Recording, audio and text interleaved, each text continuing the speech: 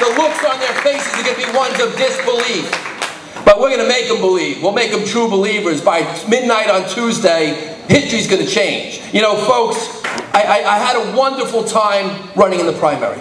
It was an honor, and there were many in this room that supported me. And, you know, I've seen this stuff on the internet about a write-in campaign for Steve Lonergan. And I'm touched by that. I urge you, from the bottom of my heart, cast every single vote you can for Christie and Guadagno.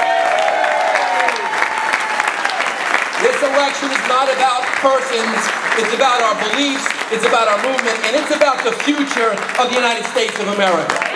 We can win.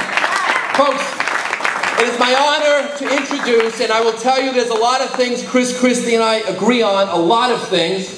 The future of this state is at stake, and one of the things we agreed on before the primary even took place was who should be the next lieutenant governor of this state. A woman who has set a high standard for sheriff departments across the country. She runs one of the biggest sheriff departments in America. She's proven to be a great administrator, a cost cutter, executive skills, everything we need in a lieutenant governor. It is my honor and my pleasure to introduce the next lieutenant governor, the first lieutenant governor of the state of New Jersey, Kim Guadagno.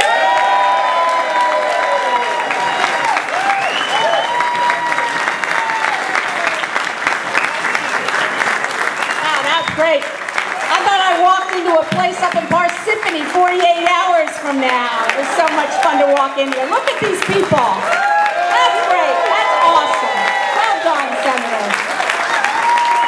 Well done. And I love the band, too. I'm a country music fan. We don't have that down in Monmouth County, so this is awesome. If I broke into the two-step right now, Paul Mulshine in the back would get the picture of a lifetime. Hello, Paul. I'm going to tell you a little bit about the plan we have here in New Jersey. All right? But we have a plan. And the plan is going to start first with the problems we have here. Before I do that, I have to thank everybody. Everybody down. Because we are one family in New Jersey. We have one common enemy. We have big government, high taxes, over borrowing. And because Steve and I have the same common enemy, we've come together, as people often do as families at weddings. We often join forces and we support each other. And we have from the very beginning, years ago, when you asked me to become active in AFP. And I'm happy that you've come to us. I'm happy to support you. I'm glad you've come to see Chris off yesterday and me off in Sussex County, and I'm glad that you have come out completely for Chris, because we're completely in support of your recent endeavor, and that is we should oppose the open space plan on the ballot. And we need to oppose it because we cannot afford to borrow any more money against the future of our children or our children's children. So Steve, thank you for your support.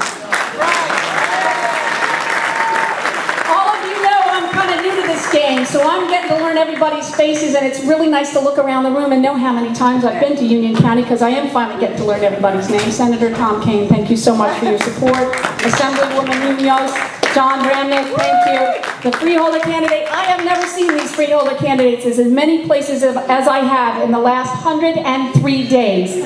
Thank you for supporting us.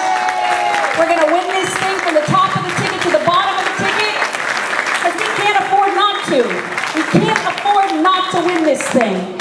You know, between the two of us, Chris and I have 7 children. Okay, between the 4 of us, there's a husband and a husband, a wife, something like that. If anybody wonders, we do have spouses.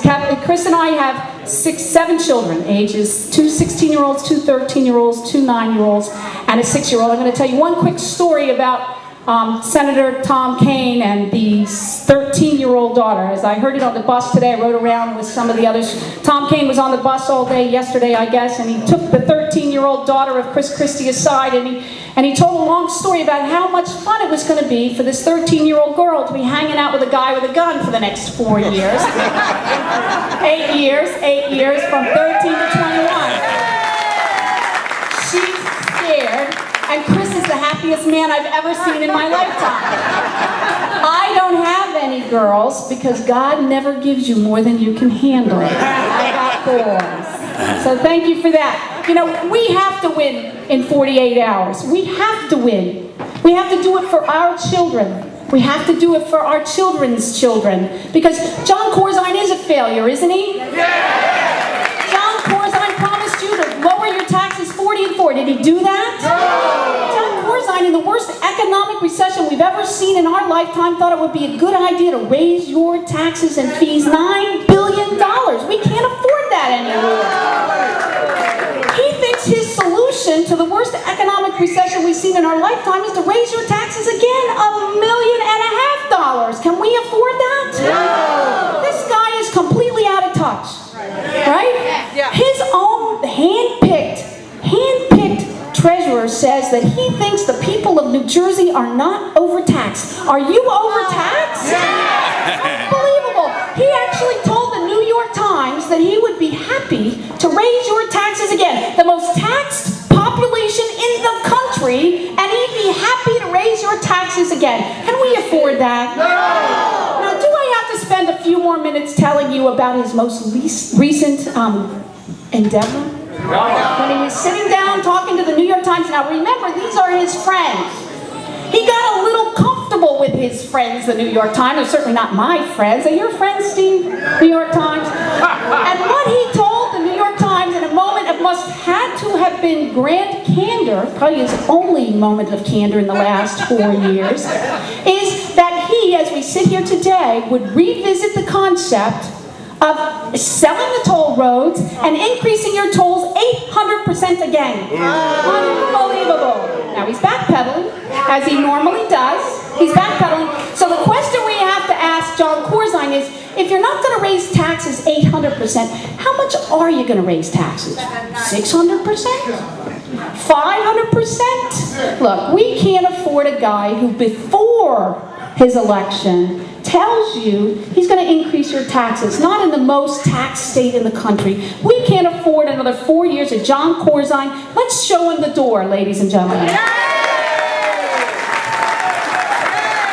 years ago, the people of Goldman Sachs, 10 years ago, the people of Goldman Sachs knew they had a problem on their hands. They showed him the door, and this year we can make it an even decade, show him the door again.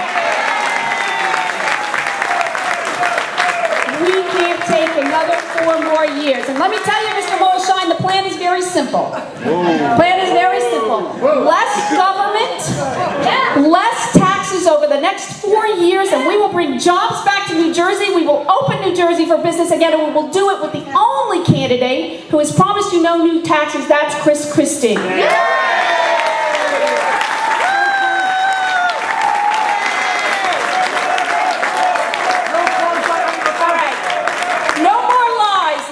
Gentlemen, we're not going to lie to women about mammograms anymore, are we? We understand that's a lie, don't we? We're not going to lie to the police about pensions, are we? We know that's a lie. Chris isn't going to take a pension. You know that's a lie, don't we? And we're not going to lie to teachers, and I talked to some here tonight. We're not going to lie to teachers about whether or not Christie would take the stimulus funds, because he would, and we know any other advertisement to the contrary is a lie. We know that. We're not going to give a governor who thinks it's acceptable to talk about Peace Pill's personal appearance another 4 years at the trough. We're going to put an end to it. We're going to do it in 48 hours. Less than 48 hours. Yeah, 48 hours. I can do this for 48 hours. I'm just getting warmed up. But I need your help.